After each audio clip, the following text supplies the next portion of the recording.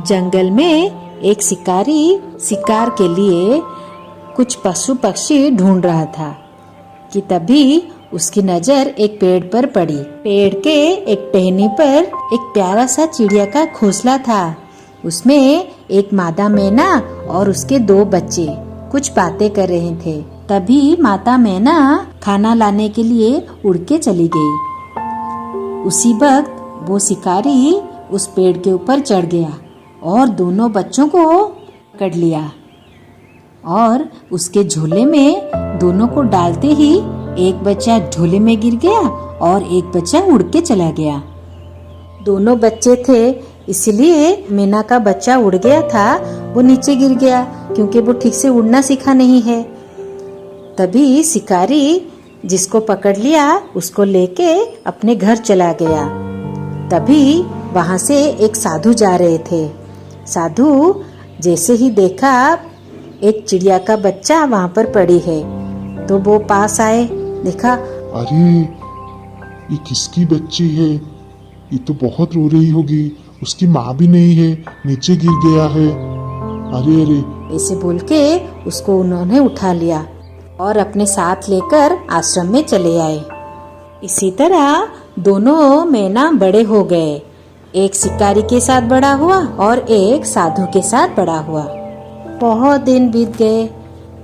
एक दिन एक राजा वो जंगल से गुजर रहे थे। तभी उन्हें एक आवाज सुनाई दी, महाराज महाराज, आप अपने धनुष उठाकर जल्दी से इस आदमी को मार दीजिए। राजा ने जैसे ही देखा वहाँ पर एक मैना पिंजरे में थी। वही ऐसे बोल रही थी, अरे ये क्या, ये तो एक मैना है, अजीब मैना है। ऐसे बोल के राजा वहाँ से चले आए।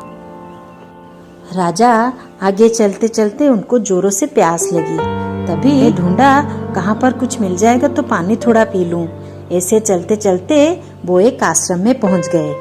जैसे ही आश्रम में पहुँचे उन्होंने देखा वहाँ पर भी एक मैना थी। राजा ने सोचा, अरे ये मैना भी तो वैसी ही होगी, ऐसे ही बोलती होगी कड़वी बातें। महाराज महाराज, आपका स्वागत है आश्रम में। दोनों मैना तो देखने में एक समान है, मगर स्वभाव में इतना अंतर कैसे है? एक को इतनी कड़वी बातें बोलते हुए सुना और ये इतनी अच्छी कैसे बोल रही है? इसका स्वभाव तो बहुत अच्छा है। राजा गए और मैना को बोले, अरे मैंने वहाँ पर और एक मैना देख के आया, अभी वो भी तुम्हारे जैसा पूरा हूबहू दिखता है, मगर स्वभाव में बहुत अंतर है। क्या? वो मेरा भाई है। मैंने तो सोचा था कि वो अच्छे से होगी, मगर वो शिकारी के हाथ है। शिकारी ने उसको पकड़ लिया था, मैंने कैसे करके बच गया, वो उसके जाल में आ गया। वो शिकारी के साथ है। मेरा भाई।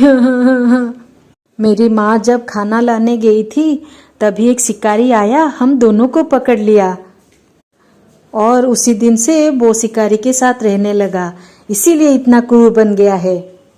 पर मैं तो एक साधु के साथ रहती हूँ, इसीलिए मेरा मालिक बहुत अच्छे हैं, बहुत गुणवान है, हमेशा प्रवचन सुनाते हैं, भगवान की कथा बताते हैं, इसीलिए मेरा स्वभाव ऐसा है। इसीलिए अच्छी संगति करने से अच्छा बनोगे, बुरी संगति करने से बुरा बनोगे। इसी तरह के नए नए कहानियाँ देखने के लिए हमारे चैनल को लाइक और सब्सक्राइब करें।